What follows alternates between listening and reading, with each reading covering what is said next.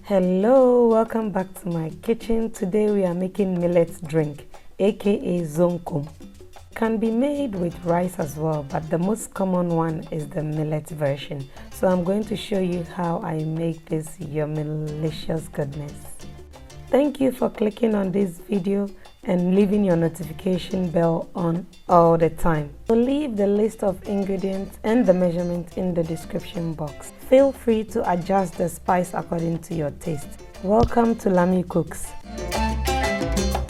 I'll be using 2 cups of millet, some ginger, cloves, black pepper, some chili, dried chili, some grains of salam or kwentia, and then some sugar to taste. I will start off by soaking my millet for a minimum of 12 hours.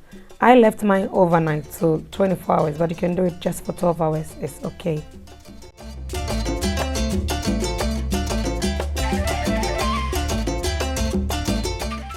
I have my ginger here already washed, peeled and cleaned, so I'm going to chop it into smaller bits so I can blend it easily.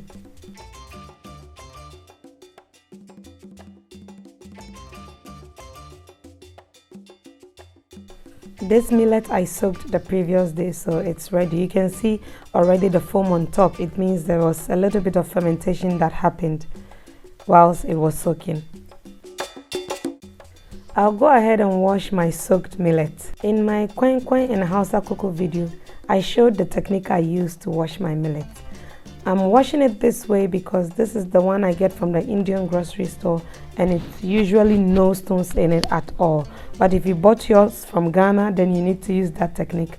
I'll link that video up there somewhere, or I'll put it in the description box so you can know the technique I use when I want to wash my millet that is dirty. After washing, I'm going to blend the spices and everything together. So half a tablespoon of both black pepper and then the cloves, and then 2 kwentia and then 2 chilies, and then 2 handfuls of the ginger.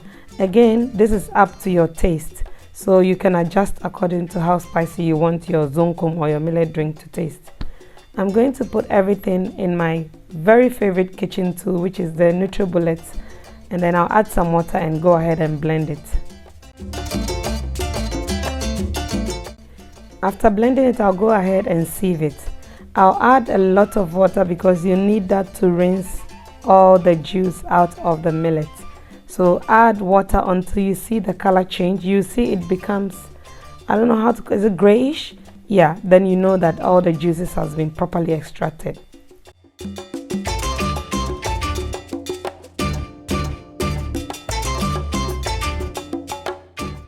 You can tell the color has begun to change. So I'll go ahead and add more water until the water comes out clear when I squeeze it in my hands. That tells me the juice has been extracted properly. Millet drink is nicely sieved. I'm not going to mix everything, so I'll just fetch what I will need and then I'll set the rest aside. This is the same method for cocoa if you've not seen my cocoa video, just the spices that are a little bit different. But you can use this for cocoa as well.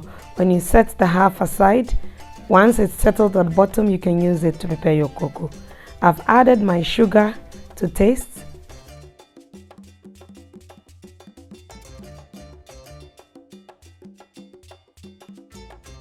To take it to another whole new level, add some evaporated milk. Remember, it's only evaporated milk. Oh my goodness, yummy-licious. Serve it on some ice with your straw and yummy. It's so spicy and so refreshing on a hot sunny day.